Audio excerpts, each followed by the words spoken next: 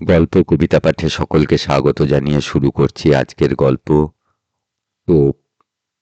লেখক নারায়ণ গঙ্গোপাধ্যায়। সকালে একটা পার্সেল এসে পৌঁছেছে। খুলে দেখি একজোড়া জুতো। না, শত্রুপক্ষের কাজ নয়। একজোড়া পুরনো ছেঁড়া জুতো পাঠিয়ে আমার সঙ্গে রসিকতার চেষ্টাও করেনি কেউ। চমৎকার ঝকঝকে বাঘের চামড়ার নতুন চটি দেখলে চোখ জুড়িয়ে যায়। পায়ে দিতে লজ্জা বোধ হয়, দস্তুর মতো ইচ্ছে করে বিছানায় শুইয়ে রাখি। কিন্তু জুতো জোড়া পাঠালো কে? কোথাও অর্ডার দিয়েছিলাম বলেও তো মনে পড়ছে না। আর বন্ধুদের সব কটাকেই তো চিনি। বিনামূল্যে এমন একজোড়া জুতো পাঠানোর মতো দরাজ মেজাজ এবং ট্যাগ কারো আছে বলেও জানি না। তাহলে ব্যাপারটা কি? খুব আশ্চর্য হব কিনা ভাবছি, এমন সময় একখানা সবুজ রঙের কার্ড চোখে পড়ল। উইথ বেস্ট কমপ্লিমেন্টস অব রাজা বাহাদুর এনআর চৌধুরী, রামগঙ্গা এস্টেট। আর তখনই মনে পড়ে গেল, মনে পড়ল 8 মাস আগেকার এক আরণ্যক ইতিহাস, একটি বিচিত্র শিকার কাহিনী। রাজা বাহাদুরের সঙ্গে আলাপের ইতিহাসটা ঘোলাটে, সূত্রগুলো এলোমেলো। যতদূর মনে হয় আমার এক সহপাঠী তার এস্টেটে চাকরি করত। তারই যোগাযোগে রাজা বাহাদুরের এক জন্মবাসরে আমি একটা কাব্য সম্বর্ধনা জ্ঞাপন করেছিলাম। ঈশ্বরগুপ্তের অনুপ্রাস চুরি করে যে প্রশস্তি রচনা করেছিলাম, তার দুটো লাইন এই রকম: ত্রিভুবন প্রভাকর ওহে প্রভাকর, গুণবান মহিয়ান হে রাজেন্দ্র বর, ভূতলে অতল কীর্তি রামচন্দ্র সম, অরাতি দমন ওহে তুমি নিরুপম। কাব্যচর্চার ফল লাভ হলো একেবারে নগদ নগদ। পড়েছি আকবরের সভাসদ আব্দুর রহিম খান খানান হিন্দি কবিগঙ্গের 4 লাইন কবিতা শুনে 4 লক্ষ টাকা পুরস্কার দিয়েছিলেন। দেখলাম সে নবাবী মেজাজের ঐতিহ্যটা গুণবান মহিয়ান অরাতি দমন মহারাজ এখনো বজায় রেখেছেন। আমার মতো দিনাতি দিনের ওপরেও রাজদৃষ্টি পড়ল। তিনি আমাকে ডেকে পাঠালেন, প্রায়ই চা খাওয়াতে লাগলেন। তারপর সামান্য একটা উপলক্ষ করে দামি একটা সোনার হাতঘড়ি উপহার দিয়ে বসলেন এক সময়ে। সেই থেকে রাজা বাহাদুর সম্পর্কে অত্যন্ত কৃতজ্ঞ হয়ে আছি আমি। নিছক কবিতা মেলাবার জন্য বিশেষণগুলো ব্যবহার করেছিলাম। এখন সেগুলোকেই মন প্রাণ দিয়ে বিশ্বাস করতে শুরু করেছি। রাজা বাহাদুরকে আমি শ্রদ্ধা করি, আর গুণগ্রাহী লোককে শ্রদ্ধা করাই তো স্বাভাবিক। বন্ধুরা বলে মো সাহেব, কিন্তু আমি জানি ওটা নিছক গায়ের জ্বালা। আমার সৌভাগ্যে ওদের ঈর্ষা, তা আমি পরোয়া করি না। নৌকা বাঁধতে হলে বড় গাছ দেখে বাঁধাই ভালো, অন্তত ছোটখাটো ঝড়ঝাপটার আঘাতে সম্পূর্ণ নিরাপদ। তাই মাস আষ্টেক আগে রাজা বাহাদুর যখন শিকারে তাঁর সহযাত্রী হওয়ার জন্য আমাকে নিমন্ত্রণ জানালেন, তখন তা আমি ঠেলতে পারলাম না। কলকাতার সমস্ত কাজকর্ম ফেলে ঊর্ধ্বশ্বাসে বেরিয়ে পড়া গেল। তাছাড়া গোঁড়া সৈন্যদের মাঝে মাঝে রাইফেল উঁচিয়ে শকুন মারতে দেখা ছাড়া শিকার সম্বন্ধে কোনো স্পষ্ট ধারণাই নেই আমার। সেদিক থেকেও মনের ভেতরে গভীর এবং নিবিড় একটা প্রলোভন ছিল। জঙ্গলের ভেতরে ছোট একটা রেল লাইনে, আরো ছোট একটা স্টেশনে গাড়ি থামল।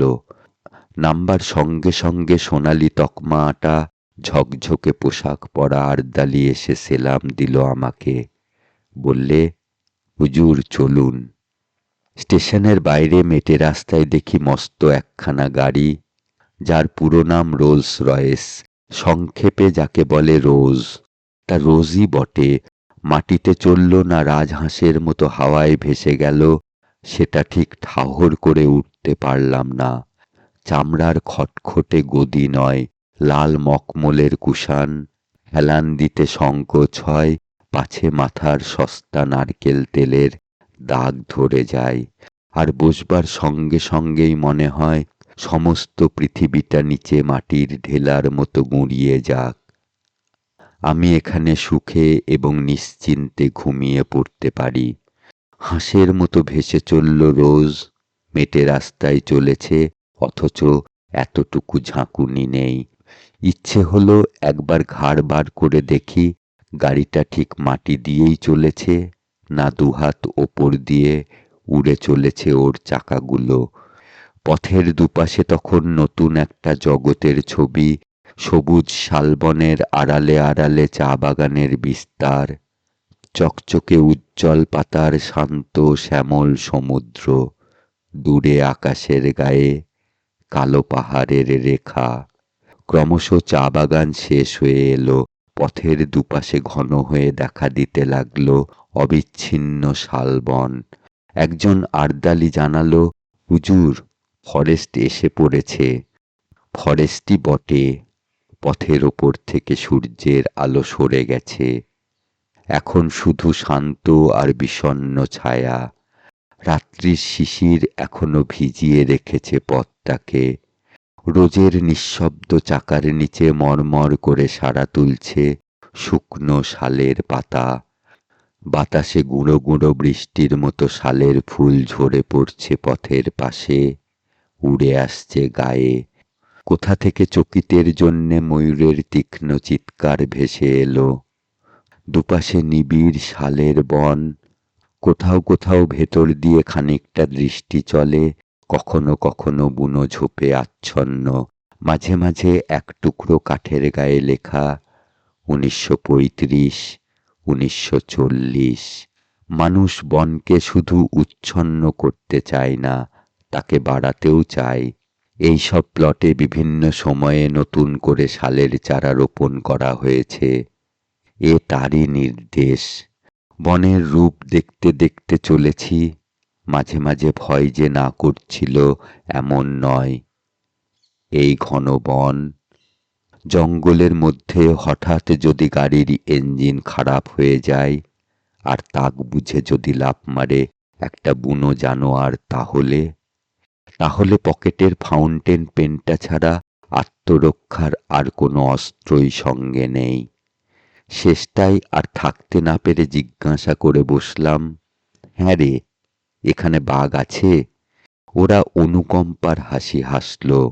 হ্যাঁ হুজুর, ভালুক রাজারাজরার সহবত, কাজেই যতটুকু জিজ্ঞাসা করব ঠিক ততটুকুই উত্তর। ওরা বলল, হাঁ হুজুর। অজগর সাপ? জি মালিক। প্রশ্ন করার উৎসাহ ওই পর্যন্ত এসে থেমে গেল আমার। যেরকম দ্রুত উত্তর দিয়ে যাচ্ছে তাতে কোনো প্রশ্নই যে না বলে আমাকে আশ্বস্ত করবে এমন তো মনে হচ্ছে না। যতদূর মনে হচ্ছিল গেরিলা, হিপোপটেমাস, ভ্যাম্পায়ার কোনো কিছুই বাকি নেই। এখানে জুলু কিংবা ফিলিপিনেরাও বিষাক্ত বুমেরাং বাগিয়ে আছে কিনা, এবং মানুষ পেলে তারা বেগুন পোড়া করে খেতে ভালোবাসে কিনা, এ জাতীয় একটা কুটিল জিজ্ঞাসাও আমার মনে জেগে উঠেছে ততক্ষণে, কিন্তু নিজেকে সামলে নিলাম। খানিকটা আসতেই গাড়িটা ঘস ঘস করে ব্রেক কষল। আমি প্রায় একটা আর্তনাদ করে উঠলাম। কিরে, বাঘ নাকি? আর্দালিরা মুচকে হাসল। না হুজুর, এসে পড়েছি। ভালো করে তাকিয়ে দেখি, সত্যিই তো এসে পড়েছি, সন্দেহ নেই। পথের বাঁদিকে ঘন শালবনের ভেতরে একটুখানি ফাঁকা জমি, সেখানে কাঠের তৈরি বাংলো প্যাটার্নের একখানা দোতলা বাড়ি। এই নিবিড় জঙ্গলের ভেতর যেমন আকস্মিক, তেমনি অপ্রত্যাশিত। গাড়ির শব্দে বাড়িটার ভেতর থেকে 2-3 জন চাপরাশি বেরিয়ে এলো ব্যতিব্যস্ত হয়ে। এতক্ষণ লক্ষ্য করিনি, এবার দেখলাম বাড়ির সামনে চওড়া একটা গড়খাই কাটা। লোকগুলো ধরাধরি করে মস্ত বড় এক ফালি কাঠ খাটটার ওপরে সাঁকোর মতো বিছিয়ে দিল। তারই ওপর দিয়ে গাড়ি গিয়ে দাঁড়ালো রাজাবাহাদুর এনার চৌধুরীর হান্টিং বাংলোর সামনে। আরে আরে, কি সৌভাগ্য! রাজাবাহাদুর স্বয়ং এসে বারান্দায় দাঁড়িয়েছেন আমার অপেক্ষায়। একগাল হেসে বললেন, আসুন আসুন, আপনার জন্য আমি এখনো চা পর্যন্ত খাইনি। শ্রদ্ধায় আর বিনয়ে আমার মাথা নিচু হয়ে গেল। মুখে কথা জোগালো না, শুধু বেকুবের মতো কৃতার্থের হাসি হাসলাম একগাল। রাজাবাহাদুর বললেন, এত কষ্ট করে আপনি যে আসবেন সে ভাবতেই পারিনি। বড় আনন্দ হলো। চলুন চলুন, ওপরে চলুন। এত গুণ না থাকলে কি আর রাজা হয়? একেই বলে রাজোচিত বিনয়। রাজাবাহাদুর বললেন, আগে স্নান করে রিফ্রেশড হয়ে আসুন। টি ইজ গেটিং রেডি। বয়, সাহেব কো গোসলখানা মে লে যাও। 40 বছরের দাড়িওয়ালা বয়, নিঃসন্দেহে বাঙালি, তবু হিন্দি করে হুকুমটা দিলেন রাজাবাহাদুর, কারণ ওটাই রাজকীয় দস্তুর। বয় আমাকে গোসলখানায় নিয়ে গেল। আশ্চর্য, এই জঙ্গলের ভেতরও এত নিখুঁত আয়োজন। এমন একটা বাথরুমে জীবনে আমি স্নান করিনি। ব্র্যাকেটে 3-4খানা সদ্য পাট ভাঙা নতুন তোয়ালে, 3টে দামি সোপ কেসে, 3 রকমের নতুন সাবান, তাকে দামি দামি তেল, লাইম জুস, অতিকায় বাথটাব, ওপরে ঝাঁঝরি, নিচে টিউবওয়েল থেকে পাম্প করে এখানে ধারা স্নানের ব্যবস্থা। একেবারে রাজকীয় কারবার। কে বলবে এটা কলকাতার গ্র্যান্ড হোটেল নয়? স্নান হয়ে গেল। ব্র্যাকেটে ধূপ দুরস্ত করা ফরাসডাঙার ধুতি, সিল্কের লুঙি, আদ্যির পাজামা। দামের দিক থেকে পাজামাটাই সস্তা মনে হলো, তাই পরে নিলাম। বয় বাইরেই দাঁড়িয়েছিল। নিয়ে গেল ড্রেসিং রুমে। ঘর জোড়া আয়না, পৃথিবীর যা কিছু প্রসাধনের জিনিস, কিছু আর বাকি নেই এখানে। ড্রেসিং রুম থেকে বেরুতে সোজা ডাক পড়ল রাজাবাহাদুরের লাউঞ্জে। রাজাবাহাদুর একখানা চেয়ারে চিত হয়ে শুয়ে ম্যানিলা চুরুট খাচ্ছিলেন। বললেন, আসুন, চা তৈরি। চায়ের বর্ণনা না করাই ভালো। চা, কফি, কোকো, ওভালটিন, রুটি, মাখন, পনির, চর্বিতে জমাট ঠান্ডা মাংস, কলা থেকে আরম্ভ করে পিচ পর্যন্ত প্রায় 10 রকমের ফল। সেই গন্ধমাদন থেকে যা পারি গোগ্রাসে গিলে চললাম আমি। রাজাবাহাদুর কখনো 1 টুকরো রুটি খেলেন, কখনো একটু ফল, অর্থাৎ কিছুই খেলেন না, শুধু পরপর কাপ 3 চা ছাড়া। তারপর আর একটা চুরুট ধরিয়ে বললেন, একবার জানালা দিয়ে চেয়ে দেখুন। দেখলাম। প্রকৃতির এমন অপূর্ব রূপ জীবনে আর দেখিনি। ঠিক জানলার নিচেই মাটিটা খাড়া 300-400 ফুট নেমে গেছে। বাড়িটা যেন ঝুলে আছে সেই রাক্ষুসে শূন্যতার ওপরে। তলায় দেখা যাচ্ছে ঘন জঙ্গল, তার মাঝ দিয়ে পাহাড়ি নদীর একটা সংকীর্ণ নীলোজ্জ্বল রেখা। যত দূর দেখা যায় বিস্তীর্ণ অরণ্য চলেছে প্রসারিত হয়ে, তার সীমান্তে নীল পাহাড়ের প্রহরা। আমার মুখ দিয়ে বেরুলো চমৎকার। রাজাবাহাদুর বললেন, রাইট, আপনারা কবি মানুষ, আপনাদের তো ভালো লাগবেই। আমারই মাঝে মাঝে কবিতা লিখতে ইচ্ছে করে মশাই, কিন্তু নিচের ওই যে জঙ্গলটি দেখতে পাচ্ছেন, ওটি বড় সুবিধের জায়গা নয়। টেরাইয়ের ওয়ান অফ দি ফিয়ারসেস্ট ফরেস্ট। একেবারে প্রাগৈতিহাসিক হিংস্রতার রাজত্ব।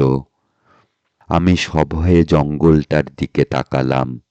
ওয়ান অফ দ্য ফিয়ারসেস্ট, কিন্তু ভয় পাওয়ার মতো কিছু তো দেখতে পাচ্ছি না।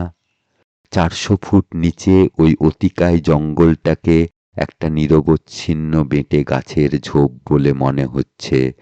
নদীর রেখাটাকে দেখাচ্ছে উজ্জ্বল একখানা পাতার মতো। আশ্চর্য সবুজ, আশ্চর্য সুন্দর।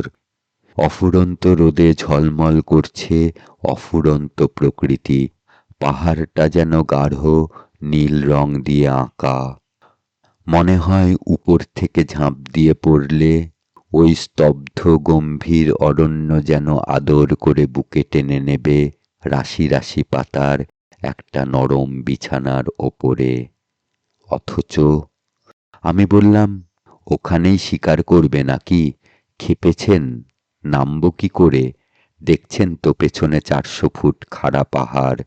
আজ পর্যন্ত ওখানে কোনো শিকারীর বন্দুক গিয়ে পৌঁছয়নি। তবে হ্যাঁ, ঠিক শিকার করি না বটে, আমি মাঝে মাঝে মাছ ধরি ওখান থেকে। মাছ ধরেন? আমি হাঁ করলাম। মাছ ধরেন কিরকম?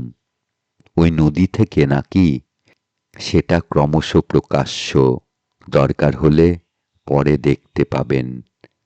রাজাবাহাদুর রহস্যময়ভাবে মুখ টিপে হাসলেন। আপাতত শিকারের আয়োজন করা যাক। কিছু না জুটলে মাছের চেষ্টাই করা যাবে। তবে ভালো টোপ ছাড়া আমার পছন্দ হয় না। আর তাতে অনেক হাঙ্গামা। ঠিক বুঝতে পারছি না। রাজাবাহাদুর জবাব দিলেন না, শুধু হাসলেন। তারপর ম্যানিলা চুরুটের খানিকটা সুগন্ধি ধোঁয়া ছড়িয়ে বললেন, আপনি রাইফেল ছুঁড়তে জানেন? বুঝলাম কথাটি চাপা দিতে চাইছেন। সঙ্গে সঙ্গে জিহ্বাকে দমন করে ফেললাম। এরপরে আর কিছু জিজ্ঞাসা করাটা সঙ্গত হবে না, শোভনও নয়। সেটা কোর্ট ম্যানারের বিরোধী। রাজাবাহাদুর আবার বললেন, রাইফেল ছুঁড়তে পারেন? বললাম, ছেলেবেলায় এয়ার গান ছুঁড়েছি। রাজাবাহাদুর হেসে উঠলেন, তা বটে, আপনারা কবি মানুষ, ওসব অস্ত্রশস্ত্রের ব্যাপার আপনাদের মানায় না। আমি অবশ্য 12 বছর বয়সেই রাইফেল হাতে তুলে নিয়েছিলাম। আপনি চেষ্টা করে দেখুন না, কিছু শক্ত ব্যাপার নয়। উঠে দাঁড়ালেন রাজাবাহাদুর, ঘরের একদিকে এগিয়ে গেলেন। তাকে অনুসরণ করে আমি দেখলাম, এ শুধু লাউঞ্জ নয়, রীতিমতো একটা ন্যাচারাল মিউজিয়াম এবং অস্ত্রাগার। খাওয়ার টেবিলেই নিমগ্ন ছিলাম বলে এতক্ষণ দেখতে পাইনি, নইলে এর আগেই চোখে পড়া উচিত ছিল। চারিদিকে সারি সারি নানা আকারের আগ্নেয়াস্ত্র, গোটা চারেক রাইফেল, ছোট বড় নানা রকম চেহারা। একটা হুকের সঙ্গে খাপে আঁটা একজোড়া রিভলভার ঝুলছে। তার পাশেই ঝুলছে খোলা একখানা লম্বা শেফিল্ডের তলোয়ার। সূর্যের আলোর মতো তার ফলার নিষ্কলঙ্ক রং। মোটা চামড়ার বেল্টে ঝকঝকে পেতলের কার্তুজ রাইফেলের, রিভলভারের। জরিদার খাপে খান তিনেক নেপালি ভোজালি, আর দেওয়ালের গায়ে হরিণের মাথা, ভালুকের মুখ, নানা রকমের চামড়া, বাঘের, সাপের, হরিণের, গোসাপের। একটা টেবিলে অতিকায় হাতির মাথা, দুটো বড় বড় দাঁত এগিয়ে আছে সামনের দিকে। বুঝলাম এরা রাজাবাহাদুরের বীর কীর্তির নিদর্শন। ছোট একটা রাইফেল তুলে নিলেন রাজাবাহাদুর। বললেন, এটা লাইট জিনিস, তবে ভালো রিপিটার। অনায়াসে বড় বড় জানোয়ার ঘায়েল করতে পারে। আমার কাছে অবশ্য সবই সমান, লাইট রিপিটার যা, হাউটজার কামানো তাই। তবু সৌজন্য রক্ষার জন্যে বলতে হলো, বাহ, তবে তো চমৎকার জিনিস। রাজাবাহাদুর রাইফেলটা বাড়িয়ে দিলেন আমার দিকে। তাহলে চেষ্টা করুন, লোড করাই আছে, ছুঁড়ুন ওই জানালা দিয়ে।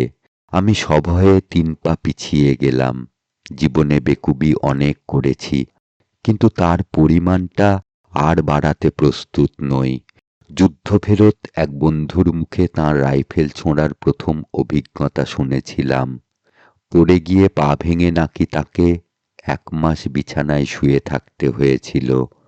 আমি নিজেকে যতদূর জানি, আমার ফাঁড়া শুধু পা ভাঙার ওপর দিয়েই কাটবে বলে মনে হয় না। বললাম, ওটা এখন থাক, পরে হবে না হয়। রাজাবাহাদুর মৃদু কৌতুকের হাসি হাসলেন।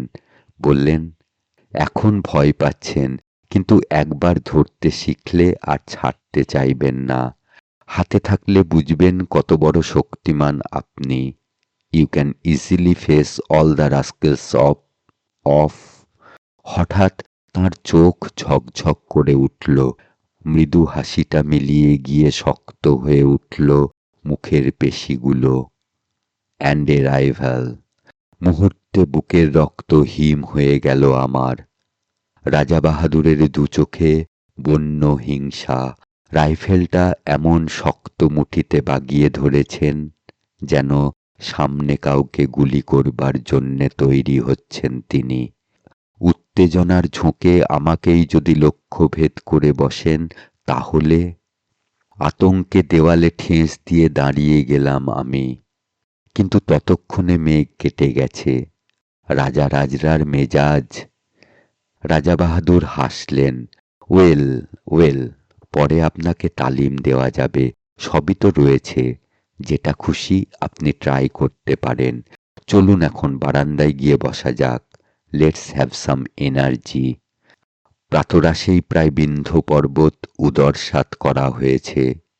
আর কি হলে এনার্জি সঞ্চিত হবে বোঝা শক্ত, কিন্তু কথাটা বলেই রাজা বাহাদুর বাইরের বারান্দার দিকে পা বাড়িয়েছেন। সুতরাং আমাকেও পিছু নিতে হলো। বাইরের বারান্দায় বেতের চেয়ার, বেতের টেবিল। এখানে ঢোকবার পরে এমন সব বিচিত্র রকমের আসনে বসছি যে আমি প্রায় নার্ভাস হয়ে উঠেছি। তবু যেন বেতের চেয়ারে বসতে পেয়ে খানিকটা সহজ অন্তরঙ্গতা অনুভব করা গেল। এটা অন্তত চেনা জিনিস। আর বসবার সঙ্গে সঙ্গেই বোঝা গেল এনার্জি কথাটার আসল তাৎপর্য কি। বেয়ারা তৈরি ছিল। ট্রেতে করে একটি ফেনিল গ্লাস সামনে এনে রাখল। অ্যালকোহলের উগ্র গন্ধ ছড়িয়ে গেল বাতাসে। রাজা বাহাদুর স্মিত হাস্যে বললেন, চলবে? সবিনয়ে জানালাম, না। তবে বিয়ার আনবে? একেবারে মেয়েদের ড্রিঙ্ক, নেশা হবে না। না থাক, অভ্যেস নেই কোনো দিন। গুড কন্ডাক্টের প্রাইজ পাওয়া ছেলে। রাজা বাহাদুরের সুরে অনুকম্পার আভাস। আমি কিন্তু 14 বছর বয়সেই প্রথম ড্রিঙ্ক ধরি। রাজা রাজরার ব্যাপার, সবই অলৌকিক, জন্মাবার সঙ্গে সঙ্গেই কেউটের বাচ্চা। সুতরাং মন্তব্য অনাবশ্যক। ট্রে বারবার যাতায়াত করতে লাগল। রাজা বাহাদুরের প্রখর উজ্জ্বল চোখ দুটো ঘোলাটে হয়ে এলো ক্রমশ। ফর্সা মুখ গোলাপি রং ধরল। হঠাৎ অসুস্থ দৃষ্টিতে তিনি আমার দিকে তাকালেন। আচ্ছা, বলতে পারেন আপনি রাজা নন কেন? এরকম একটা প্রশ্ন করলে বোকার মতো দাঁত বের করে থাকা ছাড়া গত্যন্তর নেই। আমিও তাই করলাম। বলতে পারলেন না? না। আপনি মানুষ মারতে পারেন? এ আবার কিরকম কথা? আমার আতঙ্ক জাগল। না, তাহলে বলতে পারবেন না। You are absolutely hopeless. উঠে দাঁড়িয়ে ঘরের দিকে পা বাড়ালেন রাজা বাহাদুর। বলে গেলেন, আই পিটি ইউ। বুঝলাম নেশাটা চড়েছে। আমি আর কথা বাড়ালাম না, চুপ করে বসে রইলাম সেইখানেই। খানিক পরেই ঘরের ভেতরে নাক ডাকার শব্দ। তাকিয়ে দেখি তাঁর লাউঞ্জের সেই চেয়ারটায় হাঁ করে ঘুমুচ্ছেন রাজা বাহাদুর। মুখের কাছে কতকগুলো মাছি উঠছে ভন ভন করে। সেই দিন রাত্রেই শিকারের প্রথম অভিজ্ঞতা। জঙ্গলের ভেতরে বসে আছি মোটরে। দুটো তীব্র হেডলাইটের আলো পড়েছে সামনের সংকীর্ণ পথে আর দুধারের শাল বনে। ওই আলোর রেখার বাইরে অবশিষ্ট জঙ্গলটা যেন প্রেতপুরী। জমাট অন্ধকার রাত্রির তমসায় আদিম হিংসা সজাগ হয়ে উঠেছে চারিদিকে, অনুভব করছি সমস্ত স্নায়ু দিয়ে। এখানে হাতির পাল ঘুরছে দূরের কোনো পাহাড়ের পাথর গুঁড়িয়ে খুঁড়িয়ে। ঝোপের ভেতরে অজগর প্রতীক্ষা করে আছে অসতর্ক শিকারের আশায়। আসন্ন বিপদের সম্ভাবনায় উৎকর্ণ হয়ে আছে হরিণের পাল। আর কোনো একটা খাদের ভেতরে জ্বলজ্বল করছে ক্ষুধার্ত বাঘের চোখ। কালো রাত্রিতে জেগে আছে কালো অরণ্যের প্রাথমিক জীবন। রোমাঞ্চিত ভীত প্রতীক্ষায় চুপ করে বসে আছি মোটরের মধ্যে। কিন্তু হিংসার রাজত্ব শালবন ডুবে আছে একটা আশ্চর্য স্তব্ধতায়। শুধু কানের কাছে অবিশ্রান্ত মশার গুঞ্জন ছাড়া আর কোনো শব্দ নেই। মাঝে মাঝে অল্প বাতাস দিচ্ছে, শালের পাতায় উঠছে এক একটা মৃদু মর্মর। আর কখনো ডাকছে বনমুরগি, ঘুমের মধ্যে পাখা ঝাপটাচ্ছে ময়ূর। মনে হচ্ছে এই গভীর ভয়ঙ্কর অরণ্যের প্রাণীগুলো যেন নিঃশ্বাস বন্ধ করে একটা নিশ্চিত কোনো মুহূর্তের প্রতীক্ষা করে আছে। আমরাও প্রতীক্ষা করে আছি। মোটরের মধ্যে নিঃসাড় হয়ে বসে আছি আমরা, একটি কথাও বলবার উপায় নেই। রাইফেলের নল ইঞ্জিনের ওপরে বাড়িয়ে দিয়ে শিকারী বাঘের মতোই তাকিয়ে আছেন রাজা বাহাদুর। চোখ দুটো উগ্র প্রখর হয়ে আছে হেডলাইটের তীব্র আলোক রেখাটার দিকে। একটা জানোয়ার ওই রেখাটা পেরুবার দুঃসাহস করলেই রাইফেল গর্জন করে উঠবে। কিন্তু জঙ্গলের সেই আশ্চর্য স্তব্ধতা, অরণ্য যেন আজ রাত্রে বিশ্রাম করছে একটি রাত্রের জন্য। ক্লান্ত হয়ে জানোয়ারগুলো ঘুমিয়ে পড়েছে খাদের ভেতরে, ঝোপের আড়ালে। কেটে চলেছে মন্থর সময়। রাজা বাহাদুরের হাতের রেডিয়াম ডায়াল ঘড়িটা একটা সবুজ চোখের মতো জ্বলছে। রাত 1:30 পেরিয়ে গেছে। ক্রমশ উসখুস করছেন উৎকীর্ণ রাজা বাহাদুর। না, হোপলেস। আজ আর পাওয়া যাবে না। বহুদূর থেকে একটা তীক্ষ্ণ গম্ভীর শব্দ, হাতির ডাক, ময়ূরের পাখা ঝাপটানি চলছে মাঝে মাঝে। এক ফাঁকে একটা পেঁচা চেঁচিয়ে উঠল, রাত্রি ঘোষণা করে গেল শেয়ালের দল। কিন্তু কোথায় বাঘ, কোথায় বা ভালুক? অন্ধকার বনের মধ্যে দ্রুত কতকগুলো ছুটন্ত খুরের আওয়াজ। পালিয়ে গেল হরিণের পাল, কিন্তু কোনো ছায়া পড়ছে না আলোক বৃত্তের ভেতরে। মশার কামড় যেন অসহ্য হয়ে উঠেছে। বৃথায় গেল রাতটা। রাজা বাহাদুরের কণ্ঠস্বরে পৃথিবীর সমস্ত বিরক্তি ভেঙে পড়ল। ডেভিলস লাক। সিটের পাশ থেকে একটা ফ্লাস্ক তুলে নিয়ে ঢক ঢক করে ঢাললেন গলাতে। ছড়িয়ে পড়ল হুইস্কির কটু গন্ধ। থ্যাঙ্ক হেন্স। রাজা বাহাদুর হঠাৎ নড়ে বসলেন সচকিত হয়ে। নক্ষত্র বেগে হাতটা চলে গেল রাইফেলের ট্রিগারে। শিকার এসে পড়েছে, আমিও দেখলাম। বহুদূর থেকে আলোর রেখাটার ভেতর কি একটা জানোয়ার দাঁড়িয়ে আছে স্থির হয়ে। এমন একটা জোরালো আলো চোখে পড়াতে কেমন দিশেহারা হয়ে গেছে। তাকিয়ে আছে এই দিকেই। দুটো জোনাকির বিন্দুর মতো চিকচিক করছে তার চোখ। ড্যাম! রাইফেল থেকে হাত সরিয়ে নিলেন রাজা বাহাদুর, কিন্তু পর মুহূর্তেই চাপা উত্তেজিত গলায় বললেন, থাক, আজ ছুঁচোই মারব। দুম করে রাইফেল গর্জন করে উঠল। কানে তালা ধরে গেল আমার। বারুদের গন্ধে বিস্বাদ হয়ে উঠল নাসারন্ধ্র। অব্যর্থ লক্ষ্য রাজা বাহাদুরের। পড়েছে জানোয়ারটা। ড্রাইভার বললে, তুলে আনবো হুজুর? বিকৃত মুখে রাজা বাহাদুর বললেন, কি হবে, গাড়ি ঘোরাও। রেডিয়াম ডায়ালের সবুজ আলোয় রাত 3টেই গাড়ি ফিরে চলল হান্টিং বাংলোর দিকে। একটা ম্যানিলা চুরুট ধরিয়ে রাজা বাহাদুর আবার বললেন, ড্যাম! কিন্তু কি আশ্চর্য, জঙ্গল যেন রসিকতা শুরু করেছে আমাদের সঙ্গে। দিনের বেলা অনেক চেষ্টা করেও দুটো একটা বনমুরগি ছাড়া আর কিছু পাওয়া গেল না, এমনকি একটা হরিণ পর্যন্ত নয়। নাইট শুটিংয়েও সেই অবস্থা।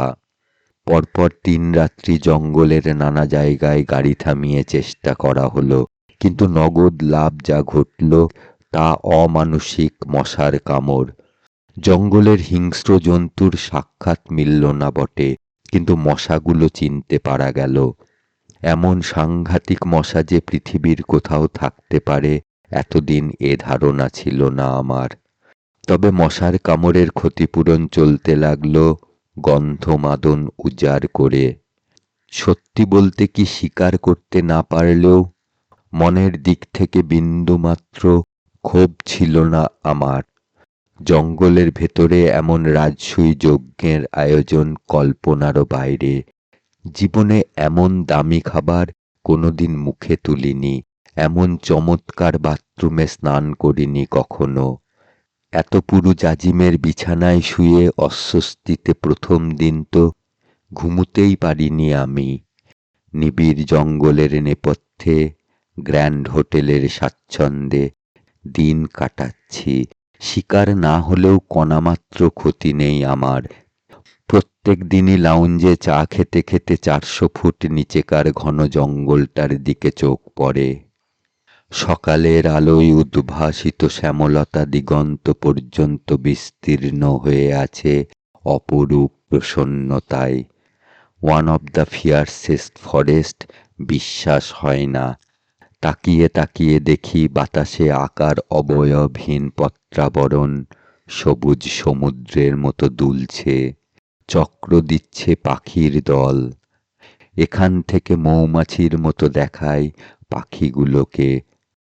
জানালার ঠিক নিচেই ইস্পাতের ফলার মতো পাহাড়ি নদীটার নীলিমোজ্জ্বল রেখা। দুটো একটা নুড়ি ঝকমক করে মণিখণ্ডের মতো, বেশ লাগে। তারপরেই চমক ভাঙে আমার। তাকিয়ে দেখি ঠোঁটের কোণে ম্যানিলা চুরুট পুড়ছে। অস্থির চঞ্চল পায়ে রাজা বাহাদুর ঘরের ভেতরে পায়চারি করছেন। চোখে মুখে একটা চাপা আক্রোশ, ঠোঁট দুটোই নিষ্ঠুর কঠিনতা। কখনো একটা রাইফেল তুলে নিয়ে বিরক্তি ভরে নামিয়ে রাখেন, কখনো ভোজালি তুলে নিয়ে নিজের হাতের ওপরে ফলাটা পরীক্ষা করেন, সেটার ধার। আবার কখনো বা জানালার সামনে খানিকক্ষণ স্থির দৃষ্টিতে তাকিয়ে থাকেন নিচের জঙ্গলটার দিকে। আজ 3 দিন থেকে উল্লেখযোগ্য একটা কিছু স্বীকার করতে পারেননি। ক্ষোভে তাঁর দাঁতগুলো কড়মড় করতে থাকে। তারপরেই বেরিয়ে যান এনার্জি সংগ্রহের চেষ্টায় বাইরের বারান্দায়। গিয়ে হাঁক দেন, পেগ। কিন্তু পরের পয়সায় রাজভোগ খেয়ে এবং রাজোচিত বিলাস করে বেশি দিন কাটানো আর সম্ভব নয় আমার পক্ষে। রাজা বাহাদুরের অনুগ্রহ একটি দামি জিনিস বটে, কিন্তু কলকাতায় আমার ঘর সংসার আছে, একটা দায়িত্ব আছে তার। সুতরাং চতুর্থ দিন সকালে কথাটা আমাকে পাড়তে হলো। বললাম, এবার আমাকে বিদায় দিন তাহলে। রাজা বাহাদুর সবে চতুর্থ পেগে চুমুক দিয়েছেন তখন। তেমনি অসুস্থ আর রক্তাভ চোখে আমার দিকে তাকালেন। বললেন, আপনি যেতে চান? হ্যাঁ, কাজকর্ম রয়েছে, কিন্তু আমার শিকার আপনাকে দেখাতে পারলাম না। সে না হয় আর একবার হবে। চাপা ঠোঁটের ভেতরেই একটা গম্ভীর আওয়াজ করলেন রাজা বাহাদুর। আপনি ভাবছেন আমার ওই রাইফেলগুলো, দেওয়ালে ওইসব শিকারের নমুনা, ওগুলো সব ফার্স? আমি সন্ত্রস্ত হয়ে বললাম, না না, তা কেন ভাবতে যাব? শিকার তো খানিকটা অদৃষ্টের ব্যাপার। অদৃষ্টকেও বদলানো চলে। রাজা বাহাদুর উঠে পড়লেন। আমার সঙ্গে আসুন।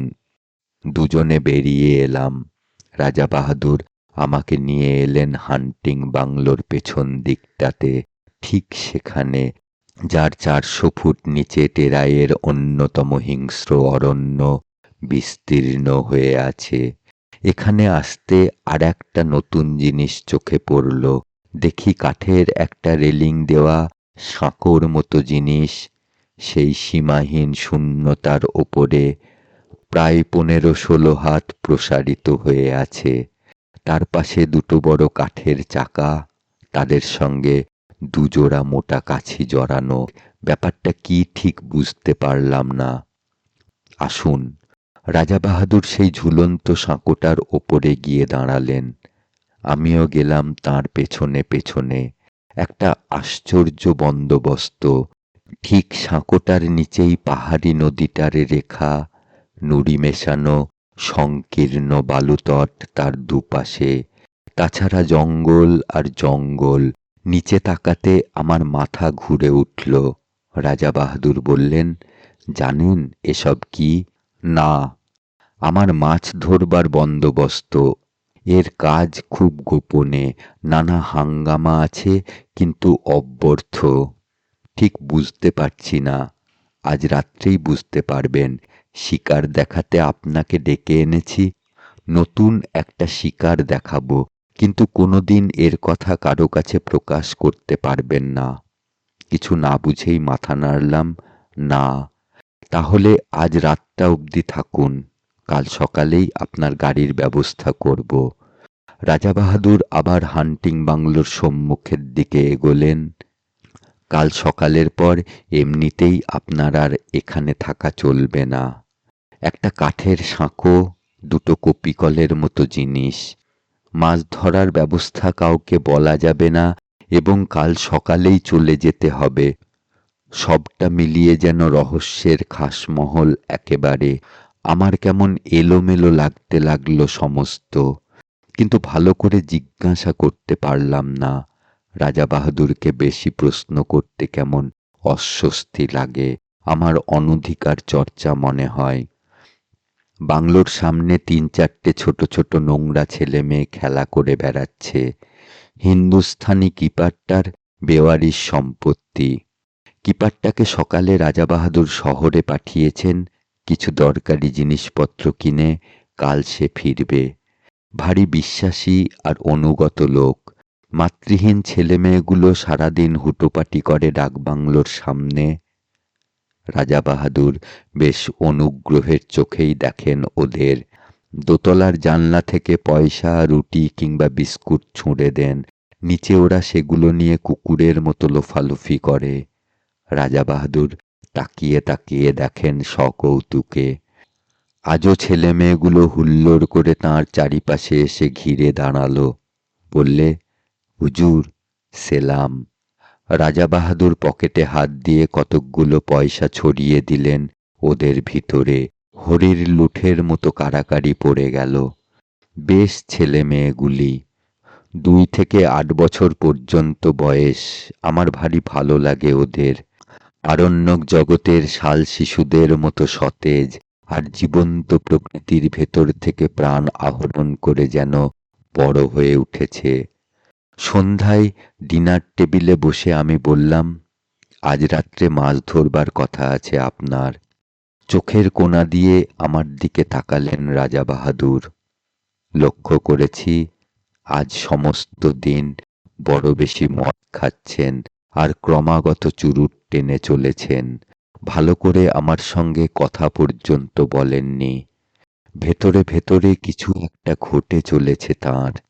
রাজা বাহাদুর সংক্ষেপে বললেন, আমি সসংকোচে জিজ্ঞাসা করলাম, কখন হবে? একমুখ ম্যানিলা চুরুটের ধোঁয়া ছড়িয়ে তিনি জবাব দিলেন, সময় হলে ডেকে পাঠাবো, এখন আপনি গিয়ে শুয়ে পড়ুন। স্বচ্ছন্দে কয়েক ঘন্টা ঘুমিয়ে নিতে পারেন। শেষ কথাটা পরিষ্কার আদেশের মতো শোনালো। বুঝলাম আমি বেশিক্ষণ আর তাঁর সঙ্গে কথা বলি এ তিনি চান না। তাড়াতাড়ি শুয়ে পড়তে বলাটা অতিথিপরায়ণ গৃহস্থের অনুনয় নয়, রাজার নির্দেশ, এবং সে নির্দেশ পালন করতে বিলম্ব না করাই ভালো। কিন্তু অতি নরম জাজিমের বিছানায় শুয়েও ঘুম আসছে না। মাথার ভিতর আবর্তিত হচ্ছে অসংলগ্ন চিন্তা।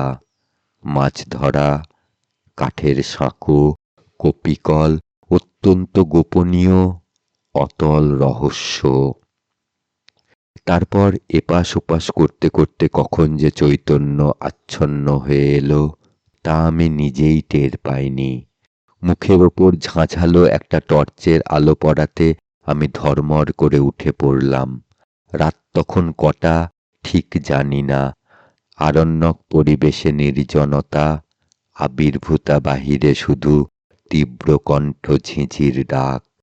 আমার গায়ে বরফের মতো ঠান্ডা একটা হাত পড়েছে কার। সে হাতের স্পর্শে পা থেকে মাথা পর্যন্ত শিউরে উঠল আমার। রাজা বাহাদুর বললেন, সময় হয়েছে, চলুন। আমি কি বলতে যাচ্ছিলাম, ঠোঁটে আঙুল দিলেন রাজা বাহাদুর। কোনো কথা নয়, আসুন। এই গভীর রাত্রে এমনি নিঃশব্দে আহ্বান, সবটা মিলিয়ে একটা রোমাঞ্চকর উপন্যাসের পটভূমি তৈরি হয়েছে যেন। কেমন একটা অস্বস্তি, একটা অনিশ্চিত ভয়ে গা ছমছম করতে লাগলো আমার। মন্ত্রমুগ্ধের মতো রাজা বাহাদুরের পেছনে পেছনে বেরিয়ে এলাম। হান্টিং বাংলোটা অন্ধকার, একটা মৃত্যুর শীতলতা ঢেকে রেখেছে তাকে, একটানা ঝিঁঝির ডাক, চারিদিকে অরণ্যে কান্নার শব্দের মতো পত্র মর্মর। গভীর রাত্রিতে জঙ্গলের মধ্যে মোটর থামিয়ে বসে থাকতে আমার ভয় করেছিল, আজও ভয় করছে, কিন্তু এ ভয়ের চেহারা আলাদা। এর মধ্যে আর একটা কি যেন মিশে আছে, ঠিক বুঝতে পারছি না, অথচ পাও সরতে চাইছে না। আমার মুখের ওপরে একটা টর্চের আলো। রাজা বাহাদুরের হাতের স্পর্শটা বরফের মতো ঠান্ডা। ঠোঁটে আঙুল দিয়ে নীরবতার সেই দুর্বোধ্য কুটিল সংকেত। টর্চের আলোয় পথ দেখিয়ে রাজা বাহাদুর আমাকে সেই ঝুলন্ত সাঁকোটার কাছে নিয়ে এলেন। দেখি তার উপরে শিকারের আয়োজন, দুখানা চেয়ার পাতা, দুটো তৈরি রাইফেল, দুজন বেয়ারা একটা কপিকলের চাকা ঘুরিয়ে কি একটা জিনিস নামিয়ে দিচ্ছে নিচের দিকে। এক মুহূর্তের জন্য রাজা বাহাদুর তাঁর 9 সেলের হান্টিং টর্চটা নিচের দিকে ফ্ল্যাশ করলেন। প্রায় 250 ফুট নিচে সাদা পুঁটলির মতো কি একটা জিনিস কপিকলের দড়ির সঙ্গে নেমে যাচ্ছে দ্রুত বেগে। আমি বললাম, ওটা কি রাজা বাহাদুর? মাছের টোপ, কিন্তু এখনো কিছু বুঝতে পারছি না। একটু পরে বুঝবেন, এখন চুপ করুন। এবারে স্পষ্ট ধমক দিলেন আমাকে, মুখ দিয়ে ভক ভক করে হুইস্কির তীব্র গন্ধ বেরুচ্ছে। রাজা বাহাদুর প্রকৃতিস্থ নেই, আর কিছুই বুঝতে পারছি না আমি। আমার মাথার ভেতরে সব যেন গন্ডগোল হয়ে গেছে, একটা দুর্বোধ্য নাটকের নির্বাক দ্রষ্টার মতো। রাজা বাহাদুরের পাশের চেয়ারটাতে আসন নিলাম আমি। ওদিকে ঘন কালো বনান্তের উপরে ভাঙা চাঁদ দেখা দিল। তার খানিকটা ম্লান আলো এসে পড়ল 400 ফুট নিচের নদীর জলে, তার ছড়ানো মণিখণ্ডের মতো নুড়িগুলোর উপরে। আবছাভাবে যেন দেখতে পাচ্ছি কপিকলের দড়ির সঙ্গে বাঁধা সাদা পুঁটলিটা অল্প অল্প নড়ছে বালির ওপরে। এক হাতে রাজা বাহাদুর রাইফেলটা বাগিয়ে ধরে আছেন, আর এক হাতে মাঝে মাঝে আলো ফেলছেন নিচের পুঁটলিটায়। চকিত আলোয় যেটুকু মনে হচ্ছে পুঁটলিটা যেন জীবন্ত, অথচ কি জিনিস কিছু বুঝতে পারছি না। এ নাকি মাছের টোপ, কিন্তু কি মাছ, এ কিসের টোপ? আবার সেই স্তব্ধতায় প্রতীক্ষা। মুহূর্ত কাটছে, মিনিট কাটছে, ঘণ্টা কাটছে। রাজা বাহাদুরের টর্চের আলো বারে বারে পিছলে পড়ছে নিচের দিকে। দিগন্ত প্রসার হিংস্র অরণ্য ভাঙা ভাঙা জ্যোৎস্নায় দেখাচ্ছে তরঙ্গিত একটা সমুদ্রের মতো। নিচের নদীটা ঝকঝক করছে যেন একখানা খাপ খোলা তলোয়ার। অবাক বিস্ময়ে আমি বসে আছি। মিনিট কাটছে, ঘণ্টা কাটছে, টোপ ফেলে মাছ ধরছেন রাজা বাহাদুর। অথচ সব ধোঁয়াটে লাগছে আমার। কান পেতে শুনছি ঝিঝির ডাক, দূরে হাতির গর্জন, শালপাতার মর্মর। এ প্রতীক্ষার তত্ত্ব আমার কাছে দুর্বোধ্য। শুধু হুইস্কি আর ম্যানিলা চুরুটের গন্ধ এসে লাগছে আমার। মিনিট কাটছে, ঘণ্টা কাটছে, রেডিয়াম ডায়াল ঘড়ির কাঁটা চলেছে ঘুরে। ক্রমশ যেন সম্মোহিত হয়ে গেলাম, ক্রমশ যেন ঘুম এলো আমার। তারপরেই হঠাৎ কানের কাছে বিকট শব্দে রাইফেল সাড়া দিয়ে উঠল। 400 ফুট নিচ থেকে উপরের দিকে উৎক্ষিপ্ত হয়ে উঠল প্রচণ্ড বাঘের গর্জন। চেয়ারটা শুদ্ধ আমি কেঁপে উঠলাম। টর্চের আলোটা সোজা পড়ছে নুড়ি ছড়ানো বালির ডাঙাটার ওপরে। পরিষ্কার দেখতে পেলাম ডোরাকাটা অতিকায় একটা বিশাল জানোয়ার সাদা পুঁটলিটার ওপরে একখানা থাবা চাপিয়ে দিয়ে পড়ে আছে। সাপের মতো ল্যাজ আঁচড়াচ্ছে অন্তিম আক্ষেপে। ওপর থেকে ইন্দ্রের বজ্রের মতো অভ্যর্থ গুলি গিয়ে লেগেছে তার মাথায়। এত ওপর থেকে এমন দুর্নিবার মৃত্যু নামবে আশঙ্কা করতে পারেনি। রাজাবাহাদুর সোৎসাহে বললেন, ফতে। এতক্ষণে মাছ ধরবার ব্যাপারটা বুঝতে পেরেছি। সোৎসাহে সোল্লাসে বললাম, মাছ তো ধরলেন, ডাঙায় তুলবেন কেমন করে? ওই কপিকল দিয়ে, এই জন্যই তো ওগুলোর ব্যবস্থা। ব্যাপারটা যেমন বিচিত্র তেমনি উপভোগ্য। আমি রাজাবাহাদুরকে অভিনন্দিত করতে যাব, এমন সময় পরিষ্কার শুনতে পেলাম শিশুর গোঙানি, ক্ষীণ অথচ নির্ভুল। কিসের শব্দ? 400 ফুট নিচ থেকে ওই শব্দটা আসছে। হ্যাঁ, কোনো ভুল নেই, মুখের বাঁধন খুলে গেছে, কিন্তু বড় দেরিতে। আমার রক্ত হিম হয়ে গেল, আমার চুল খাড়া হয়ে উঠল। আমি পাগলের মতো চিৎকার করে উঠলাম, রাজাবাহাদুর, কিসের টোপ আপনার? কি দিয়ে আপনি মাছ ধরলেন? চুপ! একটা কালো রাইফেলের নল আমার বুকে ঠেকালেন রাজাবাহাদুর। তারপরেই আমার চারিদিকে পৃথিবীটা পাক খেতে খেতে হাওয়ায় গড়া একটা বুদবুদের মতো শূন্যে মিলিয়ে গেল। রাজাবাহাদুর জাপটে না ধরলে 400 ফুট নিচেই পড়ে যেতাম হয়তো। কিপারের একটা বেওয়ারিশ ছেলে যদি জঙ্গলে হারিয়ে গিয়ে থাকে তা অস্বাভাবিক নয়, তাতে কারো ক্ষতি নেই। কিন্তু প্রকাণ্ড রয়্যাল বেঙ্গল মেরেছিলেন রাজাবাহাদুর, লোককে ডেকে দেখানোর মতো। তাই 8 মাস পরে এই চমৎকার চটিজোড়া উপহার এসেছে। 8 মাস আগেকার সে রাত্রি এখন স্বপ্ন হয়ে যাওয়াই ভালো। কিন্তু এই চটিজোড়া অতি মনোরম বাস্তব। পায়ে দিয়ে একবার হেঁটে দেখলাম, যেমন নরম তেমনি আরাম।